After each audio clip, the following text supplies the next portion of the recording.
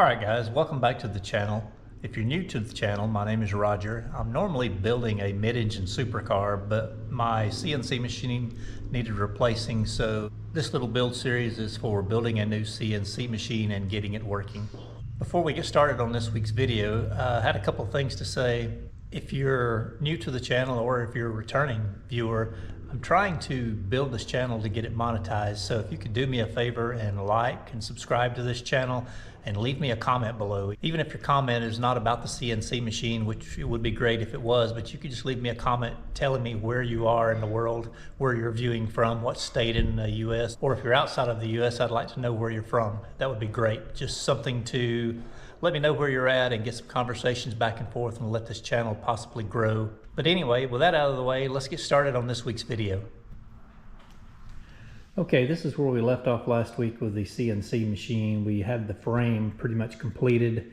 Now, I have decided to put some corner bracing on this frame to make it even more stable. And you can see I'm laying out one corner here, trying to get the design to where I like it. And I think this is what I'm going to do. I'm going to put that brace on all four of the outside legs. I may also do a single brace here on this inside or center leg. And I ordered these pieces here to cut and do that with. And also I have one or two electrical boxes that I'm going to be mounting on the opposite side. So I'm going to run two of these long pieces on the other side between leg to leg.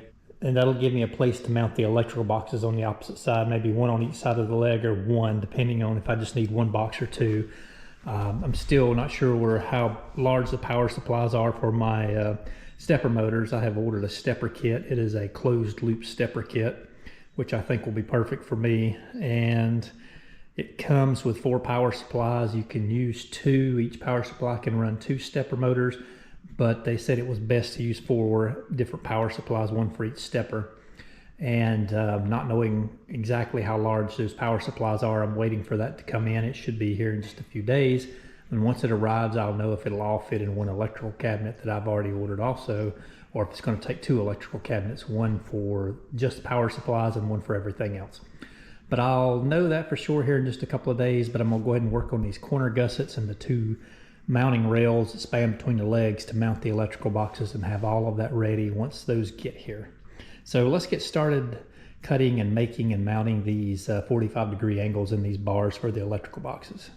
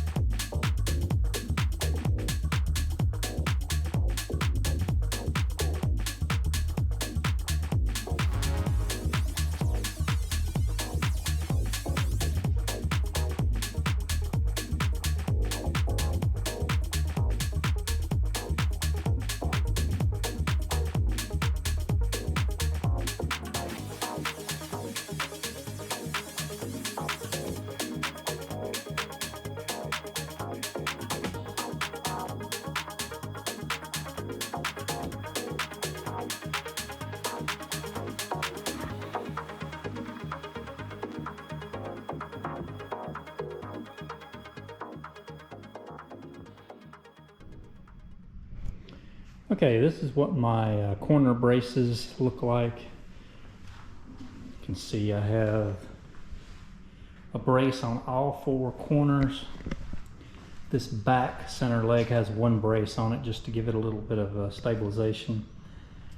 And then the 2 back here where this mounting bracket is for the Y-axis motors and the adapter plate. This corner brace had to be a little bit shorter to fit in there. Same on this side, I had the shorter brace here. And the center leg doesn't have an angle brace, but because I'm running these 2 pieces all the way across, tying the corner legs into that center leg, I don't think it needs anything else. It should be plenty strong. And then these 2 lower pieces here gives me places to mount my electrical boxes. If there's only 1 box, it'll mount off to one side or possibly even in the center. And if there's 2 boxes, they'll probably touch along the center of that leg and 1 mount to each of the plates. That way I can run my wiring back up the center and attach it to this to get it back over to the outlets, which will be on that side. But that's what this is looking like. And I think I'm going to call it a day there. I am out of parts. Okay, I am back from a couple of days off, and I went and picked up these aluminum parts that my friend made for me. And I have 2 of these gantry side plates. I have the hardware stuck in the holes. It goes in the holes and these counter bores in place. I need to take these to the basement and counter bore them, and then we can start assembling those. Also had 2 other plates here made. This plate is what will attach the spindle motor to the Z-axis. And this plate is what attaches the ball screw for the X-axis to the Z-axis assembly, or that entire plate assembly that moves, but this will attach the ball screw to it so it can move it. But for now, I'm going to take these 2 to the basement, counterbore the holes in them, and then we'll come back and try to assemble them onto our base and make sure everything works correctly.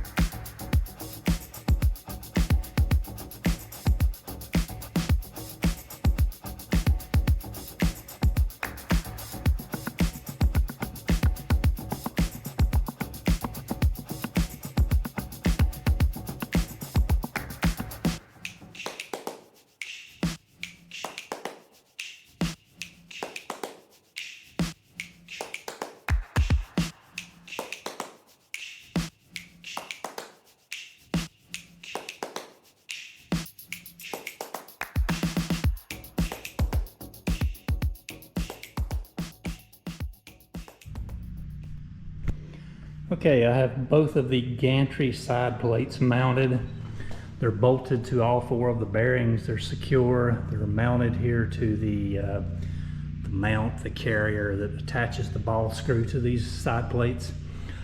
I started off with the side plates, ran all the way to the front end, and with that ran all the way to the end, it made this floating bearing align perfectly up and down, so it could only be in the right position. I tightened these down securely, and then I ran the gantry by hand all the way to this end as far as it will go, and that aligns this mount perfect up and down. I clamped it in place, and then using the transfer punches here, I transferred the holes through onto this aluminum plate, so they're exactly in the right position. They don't have a choice but to be, because everything's in close proximity here. So I need to remove these aluminum plates and drill and tap the holes for the bolts to hold these mounts in place here. So that's the next thing I'm going to do. I'm going to remove these aluminum plates, take them down to the basement and drill and tap them, and then we'll bring them back up here and install them, and I can mount these to or bolt these two mounting plates here securely in place, and these ball screws will be finished, other than attaching a coupler and the servo motors to it, or the stepper motors. But let me go drill and tap these two plates, and then we'll come back and put these on permanently. In the meantime, these gantry side plates are very secure. They have zero play in any direction. Once I have this finished, I can come back and take a measurement between these two plates at the top. And once I get that exact measurement, I'll know what length to cut those two aluminum extrusions to mount between those gantry plates. But one thing at a time, let me get these holes drilled and tapped, and then we'll come back and work on this. Okay, I have both of these gantry side plates mounted up solid. I bolted the ball screw up solid to the gantry side plate, ran it all the way down to this end, which located this in the exact perfect position. I clamped it in place, transferred the holes, took this plate off, took them to the basement, drilled and tapped the holes in this plate, and you can see I've came back and bolted this on solid. So now this coupling here, adapter, is in the correct position. The ball screw moves all the way over till it touches, aligns perfectly, and that is done on both sides. So this works smoothly. I'm very happy with that.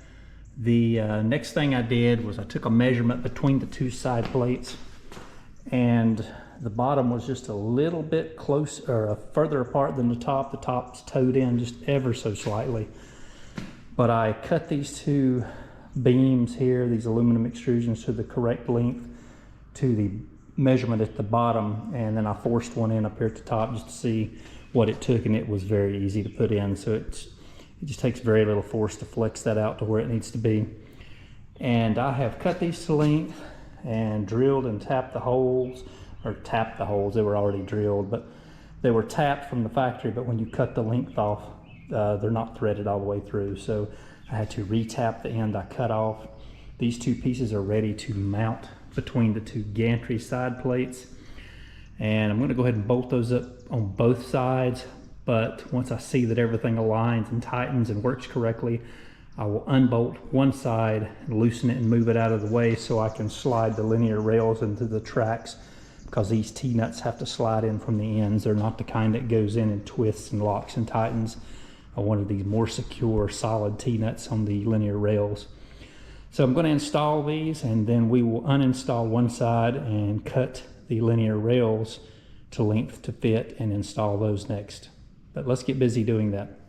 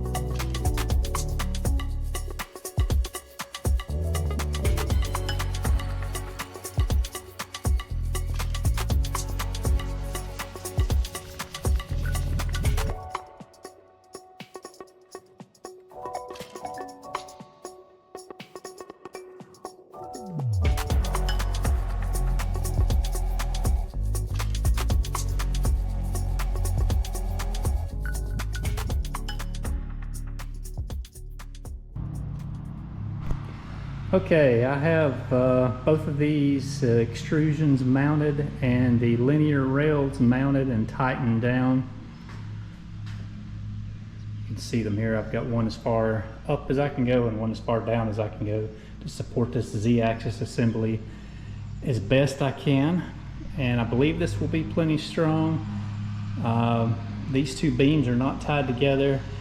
I may tie them in the center with a bracket to bolt them together to keep them from trying to twist. I think if they were tied together as one beam, it would make them a little more strong. So I have some mounting plates. I believe that I could span across here and tie these together. If not, I will make a custom one. And I wanted to show you a couple of other things. My motor kit came in. This is one of the stepper motors. It is a closed loop stepper, which means it has feedback. These wires are for power, and this is the feedback positioner. I guess it has some kind of a potentiometer or something inside to let the system know exactly what position it's in so it can't lose steps. And I hope this works good. I chose this over the servo motors because supposedly for hobby use, they are just as accurate and require less power to operate. So they're supposed to be a good choice. Also, this box came in, which is supposed to house all of the power supplies and motor drivers and things like that. And it didn't have any dimensions on the ad when I bought it, and it came in and it is about half the size I expected it to be.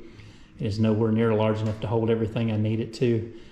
So I'm not going to use this. I have designed my own custom one, and hopefully I'll get that made here in the next few days, and we can start mounting components in it and be ready to start doing some wiring soon.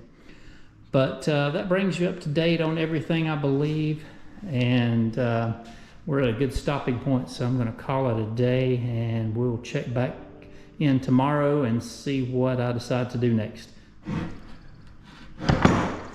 This is the front side of this assembly, and I had this plate cut when the gantry side plates were cut. This was part of the 4 pieces that I had them cut. There was the 2 gantry side plates, this, and this. I'll show you where this goes in a minute. But I counterbored the holes for these fasteners and drilled and tapped these holes to mount the spindle. That's where the spindle mounts on this assembly. And this has a tiny bit of play in it, so that's what I'll use, that play to adjust this to tram it in and get it perfect once the assembly is running. We'll get more into the tramming it in once we're to that point. I'll show you what that is all about, but it's just basically squaring up the head here, the spindle motor, in all axes to make sure it's cutting perfectly perpendicular to the table bed. I also ordered the hardware to bolt this on. I ordered aircraft bolts. They are 1/4 28. I chose the aircraft bolts for 2 reasons. One is whatever size they've drilled this hole is a perfect 1-to-1 fit for the aircraft bolts. It's like 3/1000 over the diameter of the aircraft bolt, so they are a very close tolerance, snug fit, which I like. And aircraft bolts have just enough threads to thread them in, so there is a portion of the bolt that has no threads. It is just a solid shank, so it is a snug fit here, and then the threads are just into the material you need. But those aircraft bolts will be here in just a couple of days, so I'll be able to mount that spindle motor to this assembly. But I'm going to leave it off until this is on the machine anyway, because it's just going to be too heavy to try to manhandle and hold up there and work with. But once this assembly is mounted to the machine, we'll add the spindle motor to it. And I just wanted to show you this. Since I didn't film working on this, most of the work was done in the basement anyway, but this assembly is at a stopping point until we get the drill bits to finish the linear bearings, and then we can put this back together. Now this piece, flip this over again.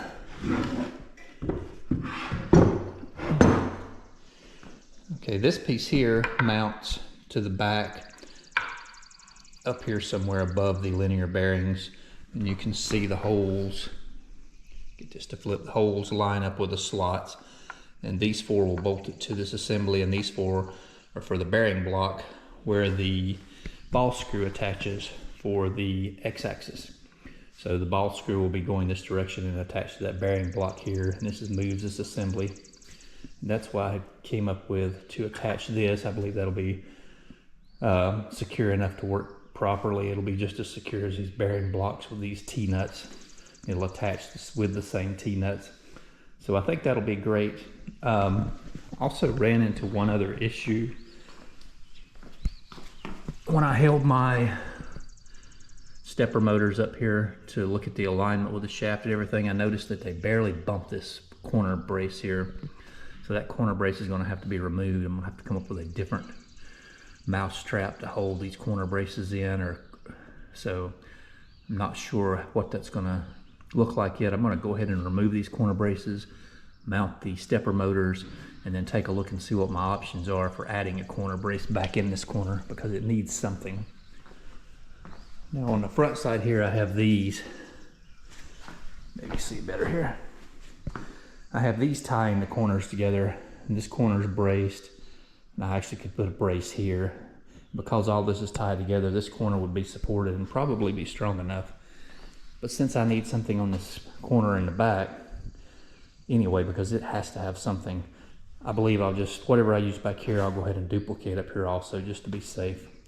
But let me start taking these corner braces off and trying to come up with a better game plan for a corner brace here.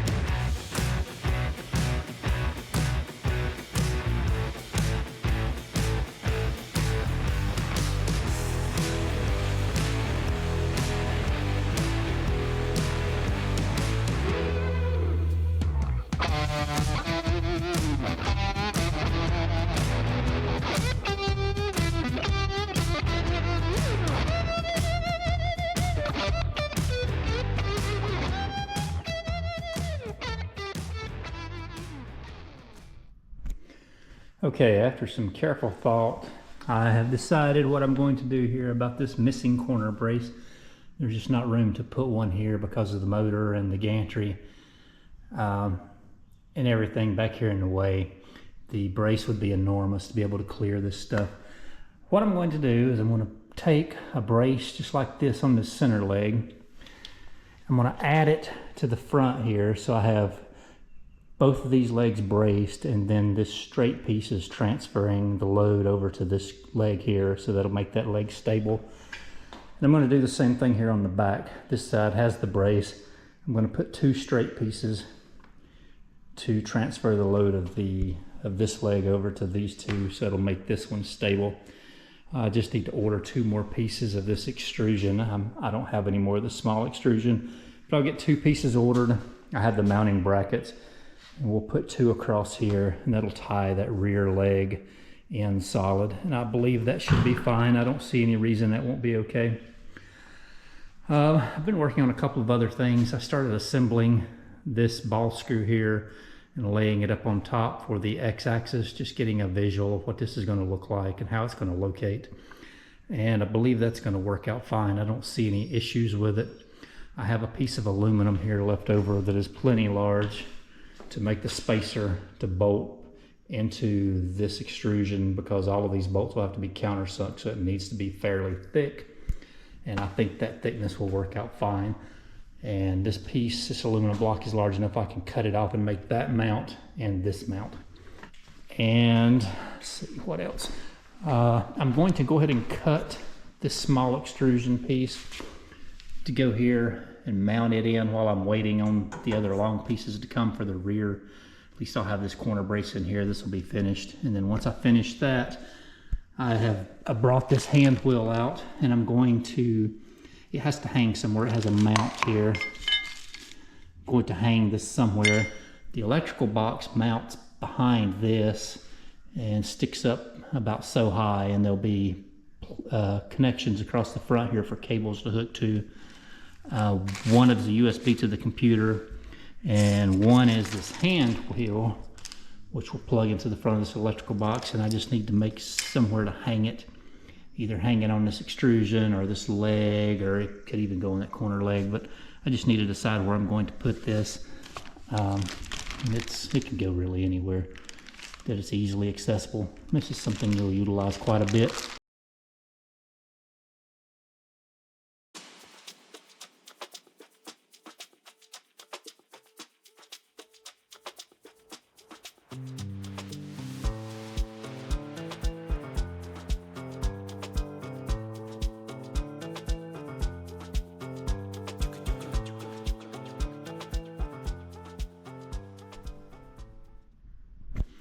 Okay, here's what I just did. I added this corner brace, and that brace combined with these pieces running to this back leg should stabilize that leg plenty strong. I can't imagine that not being strong enough.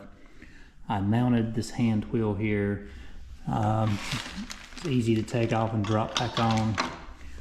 I'm not sure it'll stay there. It's easy to move if I decide it's more convenient somewhere else. I may want it fastened to this electrical box or across this extrusion, or even possibly down here on the end somewhere later on. But for now, this will be fine. And with it attached here, it can reach anywhere on the table. The cord is plenty long. So we'll start here and see if we like it here, if we need to move it somewhere else. I think the next thing I'm going to do is try to figure out my cable management ties. But let me figure this out first, and then I'll get back with you guys. I wanted to show you what I'm doing here for wire management. You can see I've left a loop here at the end of the motor. Just make sure that nothing pulls tight where these wires enter the motor and connected. I'm using this zip tie method here. I've fastened it here, here, here. You can see it goes all the way around back to the electrical box. Once I pull those cables tight and snug down those zip ties, these wires will all pull up snug and look really clean. Once I do that, then I'm going to start looking at drag chain, where it's going to mount and how it's going to run. And all of these wires here hanging down will go in the drag chain. But let me take a look at that and see what I can come up with.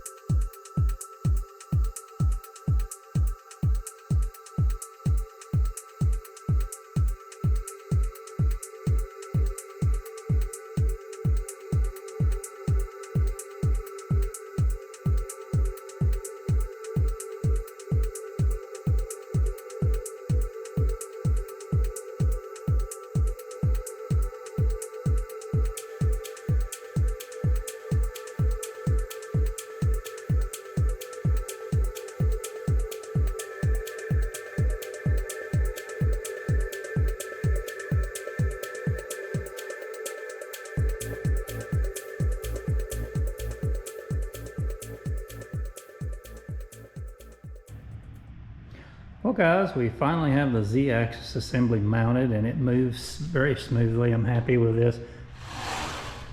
So that is one thing taken care of. The hardware finally came in to mount it, and everything seems to work good. I guess the next thing I need to do, there's a few things. I've started wiring, so I need to continue on wiring.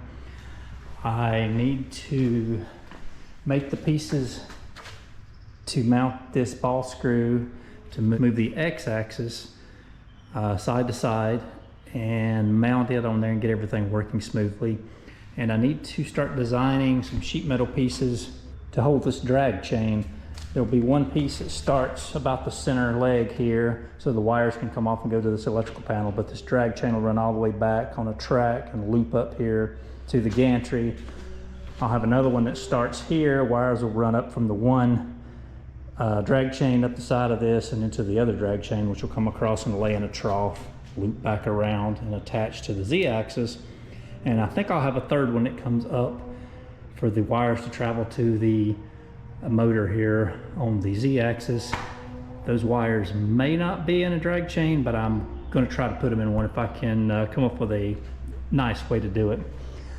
But the electrical box I thought I would have finished by now, but they're making it for me on my day job at work, and they have got slammed. They are very busy right now. They haven't had time to work it in. So I'm going to look for an outside source to make the electrical box and these metal little channels. They'll probably be like little C channels that bolt across there for this drag chain to lay in. But once I get these two pieces designed, I'll send them off to an outside vendor and get a quote back to have all those pieces made there and see if they can turn them around faster than I can at work. Seems like my work is probably going to be about 2 or 3 weeks out, and I can't wait quite that long. I'm going to need them Actually, I'll actually need them this weekend in just a few more days. But I'll have to work around that and see what I can come up with. In the meantime, for right now anyway, there's plenty of work here to keep me busy for a little while. But I guess that's going to be about it for this week's video. I'm glad to get to this point, and hopefully we'll make some big progress here in the next week or two, and hopefully we'll be wrapping this machine up here in just a few more short weeks. It's coming along nicely, and I'm hoping that the hard work is done other than the wiring and programming, getting it running. That'll be a little time consuming, but not too bad. But anyways, that's it for this week's video, and I'll see you guys in a couple of weeks.